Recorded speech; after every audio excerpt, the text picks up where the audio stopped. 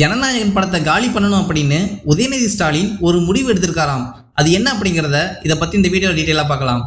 தளபதியோட கடைசி படம் ஜனநாயகன் ஜனவரி 9ஆம் தேதி உலகம் முழுவதும் ரிலீஸ் ஆகுது. அதே மாதிரி சிவகார்த்திகேயன் நடிச்சிருக்க பராசக்தி படம் ஜனவரி 14ஆம் தேதி ரிலீஸ் ஆகும் அப்படிங்கிற மாதிரி அஃபிஷியலாக அனௌன்ஸ் பண்ணியிருந்தாங்க. ஆனால் இப்போ பராசக்தி படத்தோட ரிலீஸ் தேதியை மாற்ற போகிறாங்க அப்படிங்கிற மாதிரி ஒரு அப்டேட் கிடைச்சிருக்கு. கோட் படத்தில் தளபதி சிவகார்த்திகேயனுக்கு துப்பாக்கி கொடுத்ததுலேருந்து இவர் தான் தமிழ் சினிமாவோட அடுத்த தளபதி அப்படிங்கிற ரேஞ்சுக்கு சிவகார்த்திகேயனுக்கு பில்டப் கொடுத்துட்டு இருந்தாங்க. இப்படிப்பட்ட சூழலில் தளபதியோட ஜனநாயகன் படம் பொங்கலுக்கு ரிலீஸ் ஆகுது. அதே மாதிரி சிவகார்த்திகேயன் நடிச்சிருக்க பராசக்தி படமும் பொங்கலுக்கு ரிலீஸ் ஆகுது. ஆனால் 2 படங்களுமே வேற வேற தேதியில் ரிலீஸ் பண்ணுறத அறிவிச்சிருந்தாங்க.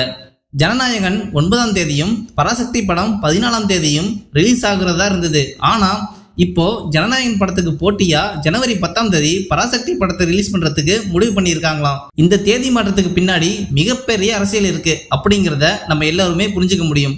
ஏன்னா பராசக்தி படத்தை டிஸ்ட்ரிபியூட் பண்றத உதயநிதி ஸ்டாலினோட ரெட் ஜெயின் மூவிஸ் தான். ஸோ தமிழ்நாட்டில் இருக்க பெரும்பாலான தியேட்டர்கள் அவங்களோட கட்டுப்பாட்டில் தான் இருக்கு.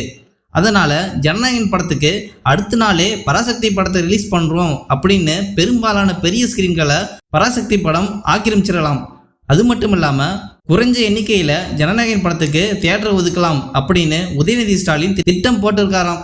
இதனால ஜனநாயகன் படத்தோட வசூல் பெரிய அளவில் அடி வாங்குறதுக்கும் வாய்ப்பு இருக்கு.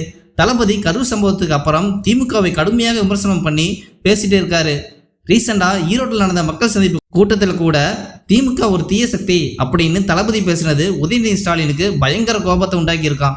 உடனே பராசக்தி படத்தை நான் பார்க்கணும், போட்டு காட்டுங்க அப்படின்னு சொல்லி படத்தையும் பார்த்திருக்காராம். படத்தை பார்த்து முடிச்சுட்டு கண்டிப்பா இந்த படம் பந்தயம் அடிக்கும், ஜனநாயகன் படத்துக்கு போட்டியா கிளம்பிறங்கலாம் அப்படின்னு முடிவெடுத்துட்டாராம். அதனால ஜனவரி 14ஆம் தேதி ரிலீஸ் பண்ண வேண்டிய பராசக்தி படத்தை ஜனவரி 10ஆம் தேதி, அதாவது ஜனநாயகன் படம் ரிலீஸ் ஆன அடுத்த நாளே பராசக்தி படத்தை ரிலீஸ் பண்றதுக்கான வேலைகள் நடந்துகிட்டு இருக்கான்.